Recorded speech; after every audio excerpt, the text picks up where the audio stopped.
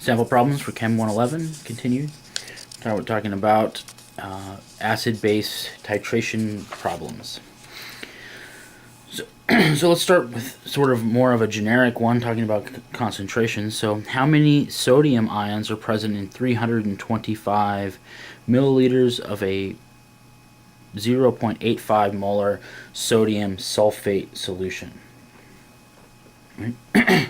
So again, we need to remember that molarity is the moles of the solute, in this case sodium sulfate, per liter of solution.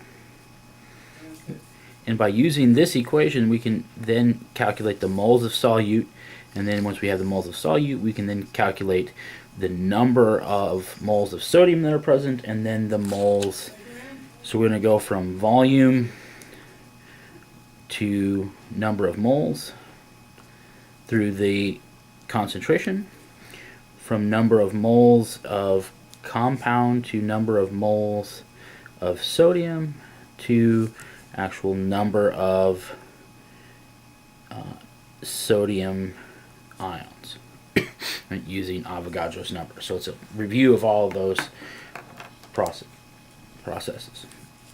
So we're going to have our volume, 325 milliliters, but this is in liters of solution, so we have to convert that to liters. So 1 milliliter is 1 times 10 to the negative 3 liters. And then from this concentration, for every 1 liter of the solution, we get 0.85 moles of sodium sulfate. And then for every 1 mole of sodium sulfate, we get 2 moles of sodium ion. And we don't want moles, we want the actual number. So for every 1 mole of sodium ion, we get 6.022 times 10 to the 23rd ions. So again, just like always, multiplying across the top, divide what's on the bottom.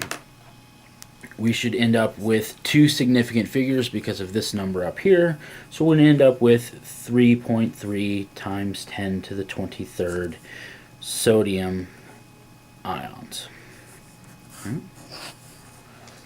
Alright, so let's look at some titration problems where we're going to take an acid and react it with a base. So automobile batteries use 3 molar sulfuric acid as an electrolyte. How much 1.20 molar sodium hydroxide will be needed to neutralize 225 milliliters of battery acid? So, like with most of these problems, let's start with a balanced chemical reaction. Right? So we're going to take the acid, sulfuric acid, right, which is going to be aqueous, and react it with sodium hydroxide, NaOH, also aqueous, to form in these acid-base reactions. This is the acid, this is the base. We're going to end up with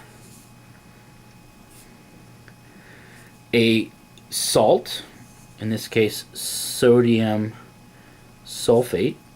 SO4 is a 2 minus, remember, so we need 2 sodiums.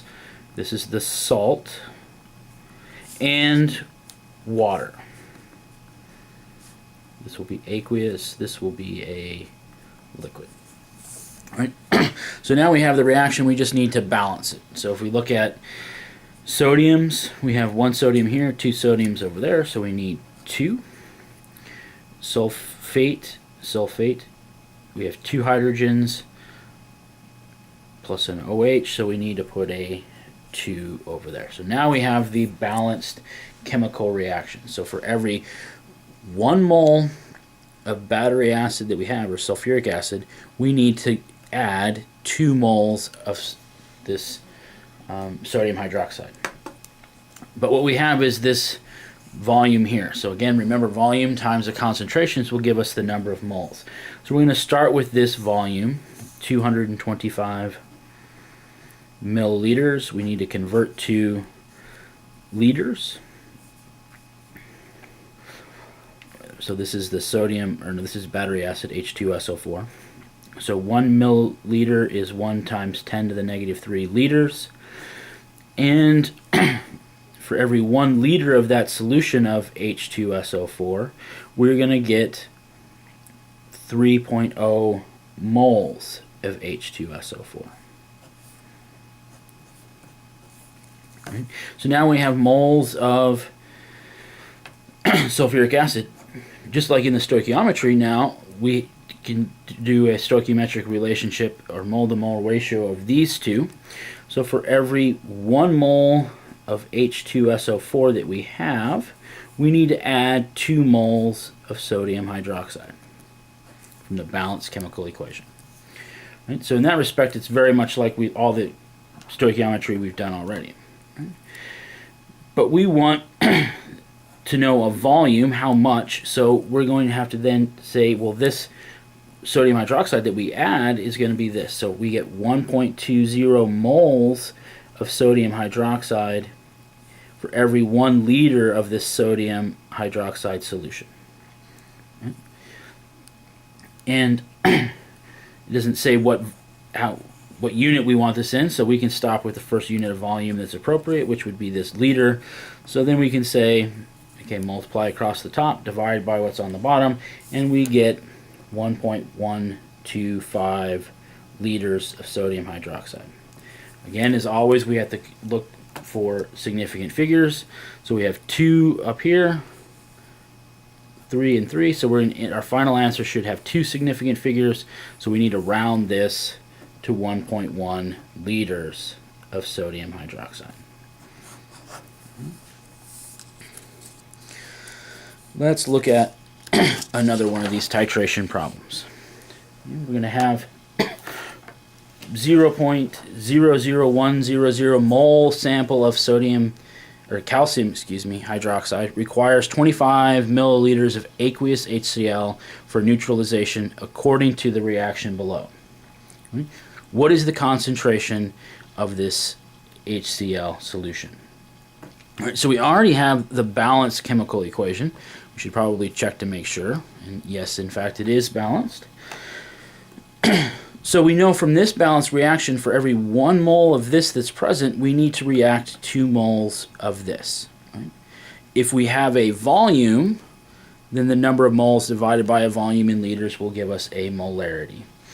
So let's start then with the number of moles that we have, 0.00100 moles of calcium hydroxide. From our balanced chemical equation, it says that for every 1 mole of this that's present, CaOH2, we need to have 2 moles of HCl to react it. So this is going to give us the moles. Molarity, remember, is moles per liter, so we have to divide this by the volume, 25.00 milliliters. But we need that volume to be in liters, so we have to do a conversion. 1 milliliter is 1 times 10 to the negative 3 liters. Right? Multiply across, divide at the bottom, and we get an answer that has 3 significant digits.